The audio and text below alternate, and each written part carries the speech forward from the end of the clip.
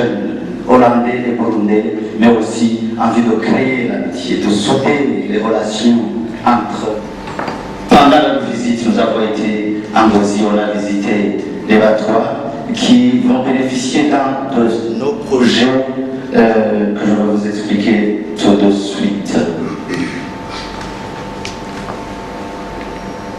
On travaille aussi sur la réconciliation, on travaille sur l'éducation.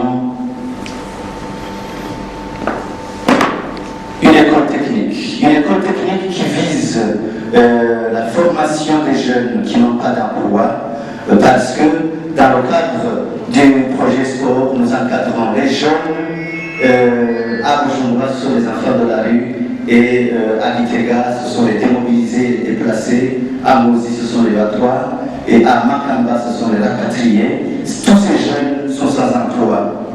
Nous voudrions les former à travers notre projet de métier qui sera installé à Muzinda.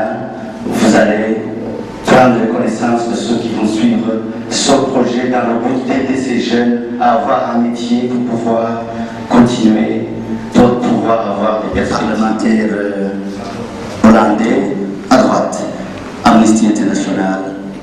Il y a 2 ans, on a tenu un débat aux Pays-Bas avec les hommes d'affaires, avec les Burundais. Et ces jeunes gens que vous voyez ici ont suivi une formation pour pouvoir comprendre ce qui les attend. Ils ont appris comment affronter le risque et on a fait une sélection de 15 personnes que vous aurez l'occasion de voir en collaboration avec la brique OSCAM, comme on dit, et le technique, et qui certainement dira un petit mot, mais aussi on aide les enfants orphelins qui suivent encore son les recevoir et lui parler de la situation des orphelinats qui encadrent ces enfants orphelins ici et là, notamment en leur attribuant certains matériaux en vue de les soutenir. Et là, la lutte contre la pauvreté, la lutte contre le chômage. Vous voyez, comme il a bien montré, il participe à la reconstruction économique, la reconstruction des âmes, la reconstruction en général du pays. Le monde évolue très vite. Le Burundi adhère à des organisations internationales. La maîtrise de l'instrument, de l'ordinateur est un atout majeur pour quiconque veut gagner sa place dans le monde de demain qui évolue très vite.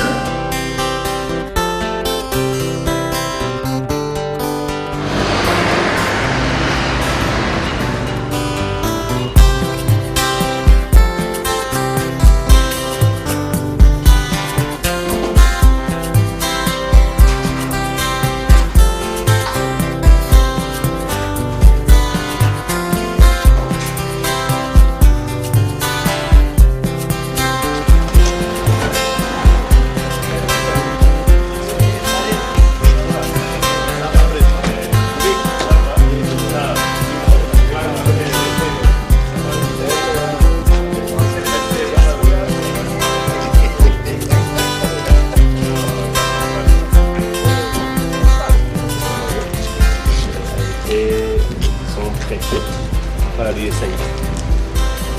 Mais l'idée de créer un incubateur, c'était la coopération hollandaise, déjà en 2008. Seulement, sauf qu'eux, ils disaient, bon, il faut que, normalement, dans un pays, il faut qu'il y ait des contribuables. Donc, les contribuables, c'est qui sont d'entreprise. Pour il n'y en a pas beaucoup. Et donc de dire, de créer, de dire bon, peut-être arriver à soutenir, à appuyer la création d'entreprises. La USAID était partante pour soutenir l'idée. Ils ont dit nous, que là c'est un bâtiment. C'est pas vraiment un bâtiment, ça va meilleur lieu. C'était pas comme ça à l'époque en 2007. C'était un bâtiment vraiment qui était tombé en désuétude, l'ancien bureau de l'USAID, qui depuis a été donc réhabilité et qui peut se base sur les fonds de la coopération néerlandaise. Donc voilà, le bâtiment en fait va, comme vous le voyez, on peut faire le tour, mais c'est comme vous le voyez, des organisations qui ont... Bonjour madame.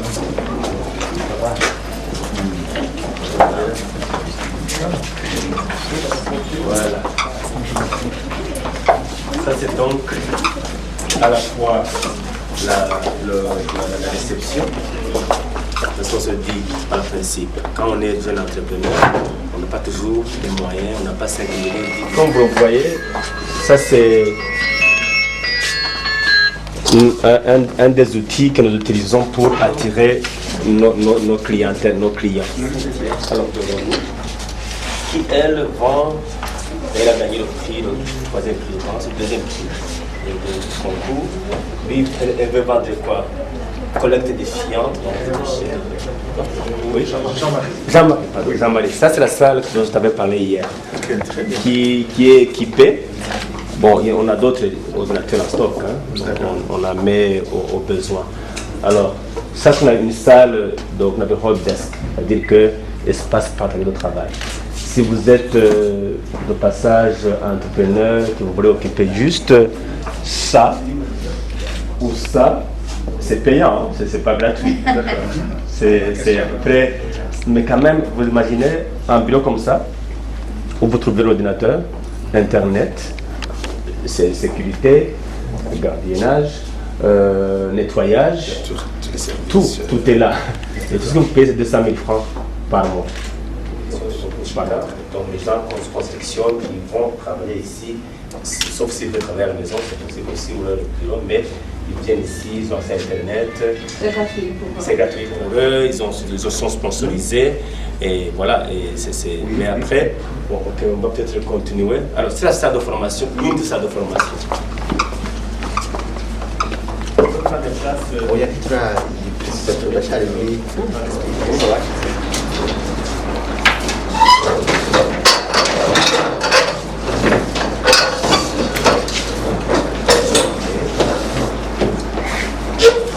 C'est un mouvement que c'est une organisation. Ce que je n'ai pas dit peut-être, c'est vrai qu'on a eu l'appui de l'USAID et de la coopération néerlandaise, mais il y a des membres fondateurs. Le BBN, c'est une structure. C'est une structure qu'on appelle l'AFR, l'Association sans but lucratif. Les deux membres fondateurs sont des organisations du secteur privé qui ont en commun quoi? L'intérêt de promouvoir l'entrepreneuriat au Burundi. Alors, quand on dit organisation, c'est 4 chambres de commerce, parce que tout à l'heure vous verrez que maintenant, tous ceux qui ont connu la chambre de commerce, la CCIB avant, maintenant on a une chambre fédérale. C'est-à-dire qu'il y a 13 chambres de membres de la chambre fédérale. Alors, la chambre fédérale elle-même, elle est membre fondateur de l'EBIN, parce que la chambre est aussi une organisation locale pour l'EBIN, plus les amis de la diaspora burundaise. Bientôt 20 ans. Déjà? Ah oui, Je vous jure. Vous ne le faites pas? Non, mais quand tu as commencé à travailler, céramique, ça veut dire il y a de l'argile, mais céramique ne signifie pas totalement argile. Il y a autour de 5% d'argile.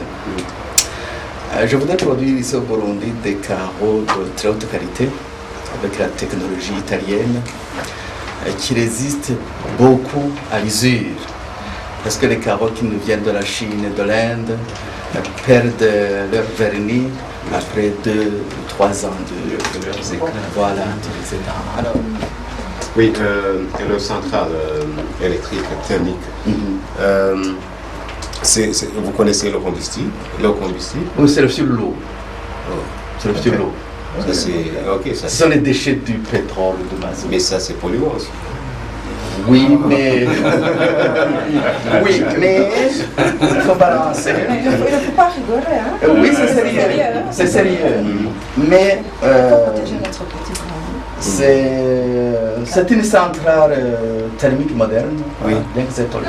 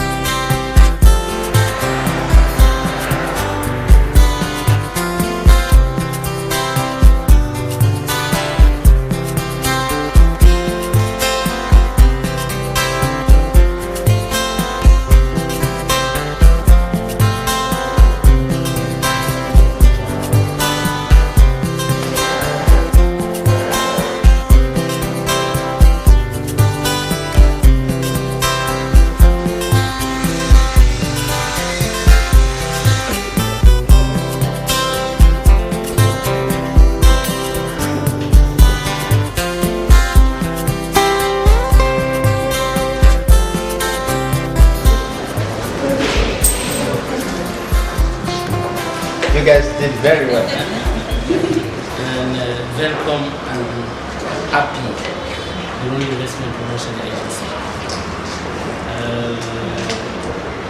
The reason why I start with a few Dutch words is because, as many of you know, I've been in the Netherlands for 7 years.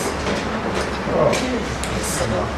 As potential investors to Burundi, and now he's coming with a completely new team, and I'm not going to say much about that new team. He's going to introduce himself, and I've seen somebody who is now in the back, and I'm sorry for that. It's because we've got a dining room, Mr. Jaffet. I was going to say Alfred. It's Jaffet from Denmark, I guess. And I think that it should be better that the delegation can also speak Kirundi, but you said that we speak French instead of English. So, je voudrais remercier l'équipe. D'abord, l'équipe que nous avons présentée. C'est une joie d'avoir eu cette opportunité. Comme vous le savez déjà, j'ai conduit une délégation de 15 personnes. Nous venons dans le cadre des investissements en réponse à l'appel lancé par l'autorité burundaise à tout Burundais, de l'intérieur du pays comme de l'extérieur du pays, de contribuer à la reconstruction du pays, chacun dans son domaine, chacun dans son secteur. J'habite aux Pays-Bas. Je ne suis pas burundais. Ça se voit. Mais ce que je fais pour Isere, c'est j'écris un rapport de mission et je vais visiter tous les projets. Et après, en fait, le rapport, c'est comme les gens qui ne sont pas ici peuvent lire ce qu'on a fait. Directeur de l'API, chef cadre de l'API. Je m'appelle Deo Chimemana. J'habite en Hollande et j'ai un projet sur d'investissement, évidemment, sur l'énergie. L'énergie électrique, une production que nous voulons à grande échelle, produire à grande échelle. Et nous sommes dans une première phase de récolte des données techniques sur la faisabilité, justement. Je m'appelle Aline Benimana. Je suis ici dans le cadre de créer une entreprise de microcrédit pour la population locale. En fait, j'ai déjà commencé ce que je fais. Je donne un microcrédit à mon client qui va rembourser le mois suivant. En fait, c'est une sorte de microcrédit circulaire. Donc, je suis ici alors pour faire mes recherches auprès des entreprises de microcrédit qui ont déjà commencé. Donc, pour pouvoir regarder les difficultés qu'ils ont rencontrées. Je suis aussi ici pour pouvoir aussi puiser de l'intelligence pour vous qui avez commencé longtemps, afin de commencer avec des idées claires. Merci. Bien, je m'appelle Jafet Le Gentil Lechimier, je suis le président de la diaspora et j'habite en Norvège. Et je suis venu ici pour la semaine de la diaspora, en collaboration avec le gouvernement du Burundi. Et donc je suis très content de pouvoir rencontrer encore une fois mon ami, le président de IGR. Nous faisons des navettes parmi les membres de la diaspora à travers le monde. Mais maintenant, je suis arrivé hier, j'avais une réunion avec les Burundais de l'Ouganda, les descendants de ce que nous appelons, ceux qui sont allés à Manamba. Donc, ils vous saluent tous, ils disent qu'ils sont toujours des Burundais et ils veulent être Burundais pour toujours. Donc, ça nous a fait plaisir. Bon, nous avons un partenariat avec l'API, la diaspora burundaise, qui a fait qu'on a fait beaucoup d'avancées. Nous avons un brand qu'on a mis en place l'année passée quand on avait une conférence internationale à Oslo et qu'on est baptisé Burundi is Ready for Business. Et nous demandons à des organisations, à des associations comme nous venons d'entendre. Je suis vraiment très impressionné de voir comment vous avez fait une synergie en Hollande. Et si je vous invite à vous approprier de ce brand Burundi is Ready for Business, puisque ça vous permettra de travailler directement avec vos gouvernements, par exemple le gouvernement hollandais, avec la diaspora sur le plan... Énormément fait des améliorations, de façon qu'aujourd'hui, le recours aux aides ou à l'aide étrangère, vraiment, ça a diminué. Donc la mobilisation de la collecte, soit l'assiette fiscale, soit vraiment améliorée.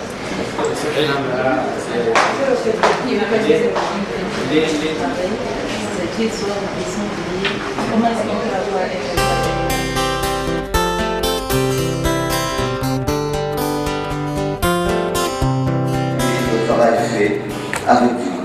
Nous allons évaluer l'étape franchie les uns et les autres dans les différents projets qu'ils ont pu réaliser et visiter. Là, c'est une organisation burundaise qui fabrique des produits anti-malaria.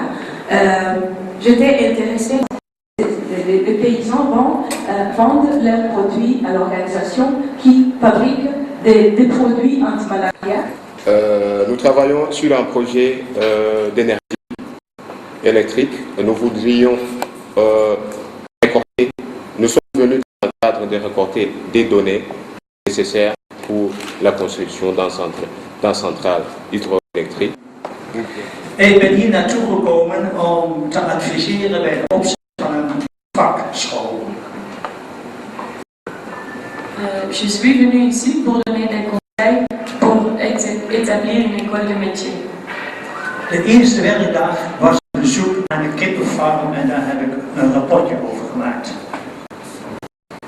Mon premier jour de travail, j'ai visité un village de pêcheurs et j'ai entendu leurs problèmes et j'ai écrit un rapport. Du côté de la technique, ils ne sont pas ici, c'est pour ça que je parle en leur nom. Du côté de la technique, c'est le blanc, le Muzungu. Vous voyez, une formation au cadre de cette, mais aussi pour pouvoir être en ordre avec l'administration fiscale. Ils ne sont pas là, c'est pour ça que j'ai parlé en leur nom. C'est Madame Dorothée qui a suivi ces projets comme on l'a dit. On a Aline qui nous parle de sa visite ou de ses micros. Concernant ma visite à Maroc, là là, ce sont mes deux projets pilotes. Vous entendez souvent que c'est difficile, les gens ne sont pas honnêtes des informations comme ça. C'est pour cela que j'avais commencé par cartographie en petit crédit. Et puis après 2 ans, il a pu récupérer mon argent. Donc il a mis le crédit que je donnais, il a mis sur le compte de la coopérative. Et puis il a aussi donné des intérêts. Il a aussi créé une boutique pour lui-même. Et je dois dire que moi, personnellement, je suis très impressionné par la mission. Impressionné d'abord sur le niveau de maîtrise de ma propre langue, l'hollandais, par toute la délégation. Ce qui montre, je pense, que la délégation de diaspora qui est venue a un niveau assez élevé d'intégration dans les Pays-Bas, ce qui est une bonne chose. Mais aussi, je suis impressionné de leur effort pour appuyer le Burundi et de le faire à travers de voies de secteur privé, des initiatives de secteur privé. Ça aussi, j'aime bien, parce que je pense que l'espoir pour le Burundi, ça vient des initiatives de secteur privé, ce qui est important. Le gouvernement crée les conditions pour le secteur privé, c'est pour toutes les initiatives du secteur privé pour en profiter. Et on a vu cet après-midi qu'il y a une vraie richesse des idées diverses, des idées très ambitieuses, des idées peut-être un peu plus simples à réaliser. Ça c'est naturellement pour le secteur privé. Il y a une richesse des idées et pas pour toutes les idées qui peuvent réussir au fin du jour. Mais l'enthousiasme est là et je suis sûr que parmi les idées, il y en a beaucoup qui vont arriver à établir ce qu'on a prévu maintenant, de réaliser le rêve. De l'autre côté de l'ambassade, on va appuyer où c'est possible la possibilité de vous appuyer à réaliser ces rêves. Alors, je vous souhaite un bon retour au Pays-Bas. Mais Excellences, Monsieur et Hollande, Mesdames, Messieurs les délégués de la diaspora burundaise, Mesdames, Messieurs les opérateurs économiques, Mesdames, Messieurs, j'ai un réel plaisir de prendre la parole à l'occasion de la clôture de la mission de plus de 2 semaines de la diaspora burundaise vivant aux Pays-Bas, qui se tient ce mardi 5 août 2014, depuis 16 heures à la source du Nil. Ce plaisir, je l'exprime pour moi-même, mais aussi pour le ministère que je représente, particulièrement le ministre qui est empêché et qui aurait souhaité être parmi vous. C'est par ces mots d'encouragement que je termine mon allocution, tout en souhaitant aux différents visiteurs un bon séjour à vos postes de travail, un bon retour dans votre pays d'accueil, et que je déclare close la mission de la diaspora burundaise vivant aux Pays-Bas à partir d'aujourd'hui. Le monde vive et qu'il se souvienne encore de la nation mère. Je vous remercie.